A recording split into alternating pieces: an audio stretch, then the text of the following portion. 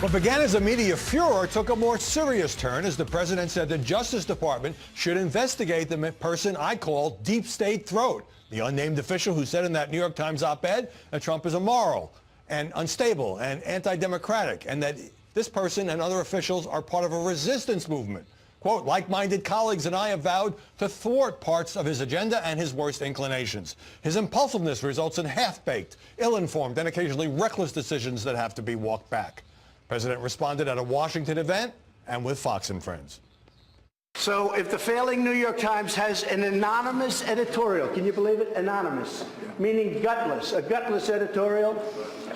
We're doing a great job. The Times should never have done that, because really what they've done is virtually, it's treason. President also suggesting that this official, if the person exists, he says, committed treason, and the Times must release the name for national security purposes. Joining us now to analyze the coverage, Molly Hemingway, senior editor at The Federalist and a Fox News contributor. Sarah Fisher, a media reporter for Axios. And Philippe Reines, former State Department official under Hillary Clinton. Molly, President Trump says Jeff Sessions should investigate the unnamed author of this op-ed piece.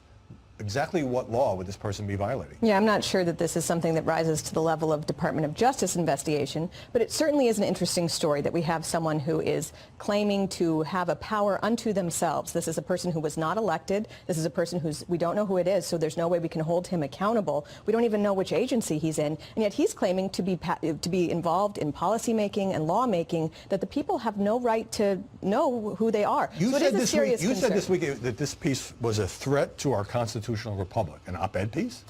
Because of what it signifies. And I actually think it's fine for the New York Times to publish it, and I think it's helpful for the New York Times to publish. There have been all these allegations, usually by Trump people, saying that there's this deep state or hidden bureaucracy that's actually unaccountable to the people and it's engaged in nefarious activity. Here, this person went to the New York Times and said, that's absolutely true. This is against our Constitution, because in our Constitution we have government of the people and by the people and for the people, and we have accountability for them. When they're secret and they're in a bureaucracy, we have no way to hold them accountable. Sarah, we don't know how senior the senior administration official is, but if Times editorial page editors, who obviously know who it is, think this is a high-level and credible person making serious charges against the president from within the palace, it's newsworthy, but should it be published?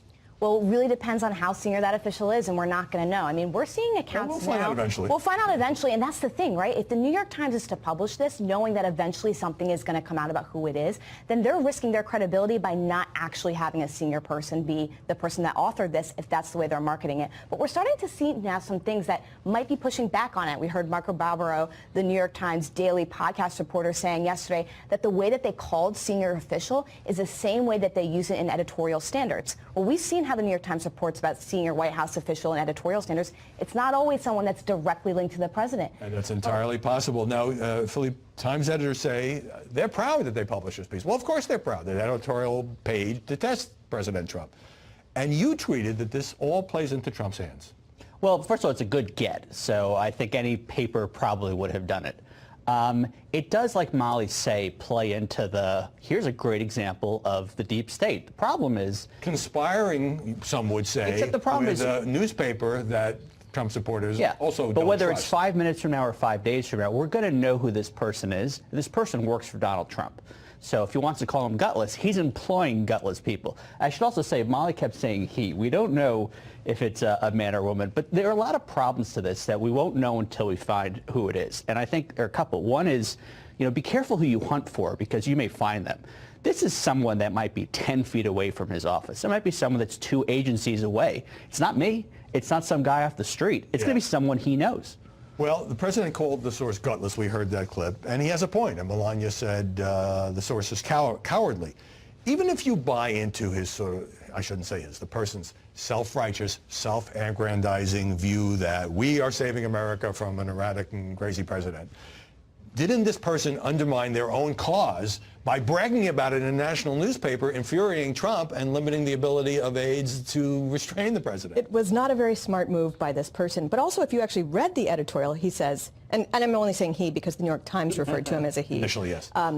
He says that the economy is doing really well. National security is great. Foreign policy is doing well. But turns out Donald Trump acts like Donald Trump in meetings. Well, I think American people actually knew that when they elected Donald Trump as president. So it seemed petty and small compared to the claims that everything was going very well. So why he would think to do this when nothing new was shared in this op-ed is bizarre. I also think, Philippe, that by immediately attacking the Times and attacking the unnamed source, the president has given rocket fuel to this story that might have faded after a couple of days.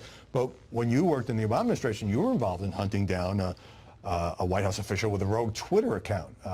So you know what it's like to have somebody within sniping at the president or the administration for whom he works. Yeah, there was someone who went under the handle NatSecWonk for a couple of years. He sent about 2,000 tweets hitting pretty much everyone in town, not just Democrats or Obama, but Republicans. And it got under a lot of people's skin, and kind of as a side project, a bipartisan team got together and kind of did an Osama bin Laden search. It took us 6 months. But we found him. Guns blazing? Well, we set a trap and we found him. It was pretty involved. It turned out he worked on the NSC and he had a very sensitive job and he was called in and fired. And that's what I'm saying. You don't know who you're going to find. You know, the president's been complaining about leaks for a year and a half, and he's not wrong. But what happens when you find other leaks in the course of this, or other, someone emailing personally in the course of this? But when the president says this could be treason, and he demands that the Times turn over the source, which of course it's not going to do because it promised the confidential source anonymity, whether that was right or wrong, what's he talking about? There's no classified information here. It's an op-ed attack on the president. This is just the president. Is it political betrayal? Yes. Is it a firing offense? Yes. But where's the national security component? There's no national security component, and there's also no crime, which is why the DOJ is not really necessarily suited to be investigating this right now. But this is just the type of rhetoric that Donald Trump uses when he wants to create a wedge between the mainstream media and his base. He'll call it treason. He'll call it whatever he has to call it to undermine the credibility of what the New York Times published. I wouldn't go overboard with that, though. When you have a rogue and unaccountable person who is thwarting, by his own claims, the will of the people, that is a very serious domestic threat. And it would be a threat no matter who is president, whether it's Barack Obama or Donald Trump. The people have a say. They voted for this person, and that means that he is the person that is held accountable. They shouldn't need DOJ. This is not that tough. And also, don't forget, a year and a half ago, someone was leaking his transcripts of his phone calls. Which I criticized at the time. No president should have to put up with that. And by the way, the media's endless guessing They're all game. his people. The media's endless guessing game about who it is, I think, is really unfair to a lot of the names that are being bandied about who may have absolutely nothing to do with this, and I won't repeat all the names. All right, let me turn to the Bob Woodward book, because many of the same themes about aides documented by Woodward, he says, who are trying to restrain the president. So some of them are quoted as saying, of course, these interviews conducted on background, the president's an idiot, he's a liar, he's off the rails, he's operating at a 5th or 6th grade level. The president hit back and said the book is fiction, lies, boring. I guess the worst thing you could say about an author. So I can tell you from my firsthand knowledge that Bob Woodward is a meticulous reporter, and while some Trump officials are denying the incendiary comments attributing to them, he says, hey, I've got hundreds of hours of tapes and transcripts and documents. So it's hard to fully discredit his book. I think the claims against Bob Woodward aren't that he makes up quotes. It's that he has a way of reporting where he just talks to a certain set of people and doesn't get the full story. The type of person who's going to talk to Bob Woodward is the type of person who is going to trash a principal or whatnot. And then because it is anonymous and unaccountable, it's hard to know how seriously to take it. Sarah, let me read you a tweet from the president about this book. He talking about some of the senior officials around him. Their quotes were made up. Fraud. So the president does say that, Molly. A con on the public, if we put that up. Likewise, other stories and quotes. Woodward is a Dem operative, question mark. Notice timing, question mark. Now, you can say a lot of things about Bob Woodward, and his techniques can be controversial, and there are often denials of some of the things he reports, but he's written books on both Democratic and Republican presidents. A Dem operative?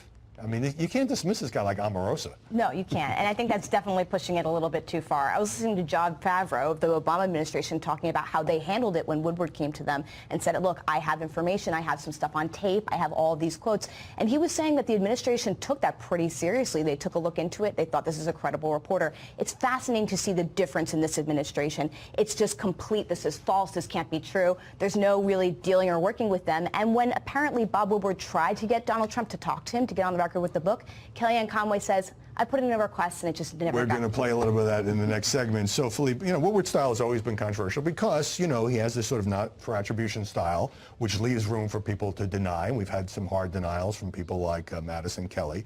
And he's accused, as we saw in the clip earlier, of giving more sympathetic treatment, to sources who cooperate. Does that undercut the book to some degree? Well, first of all, I think to what Sarah was saying about the Obama administration, the scariest 5 words in D.C. are Bob Woodward called for you. And there's a reason for that. Yes, there might be elements that when you read and you were a participant might seem that they're torqued up maybe a couple of degrees, but they happened. I mean, he captures the essence of things. So I don't think you can attack and assail the book the way the president has, although the president has a knack, and frankly, it pays off for him to just shellac people and make stuff up. I think precisely what you hear of critiques of Bob Woodward is that he doesn't get a picture of what's happening. And the best critiques of Bob Woodward are his about how he treated John Belushi when he wrote the book about John Belushi. And Belushi's friends and family say he totally missed the story. He totally got it wrong. And they're not saying that he made anything up, but that he missed the story. Don Rumsfeld said, "I don't know what you're talking about. I never talked to him." And Bob Woodward, he went to the tapes. All right. I mean, that's the problem. Any one of these staffers who... And the president is denying, in fairness, that he called Jeff Sessions a dumb Southerner and other things. So we have some real factual disputes here. By the way, Woodward on CBS this morning said that he wouldn't have used the anonymous op-ed writer's charges without a lot more specific detail. All right.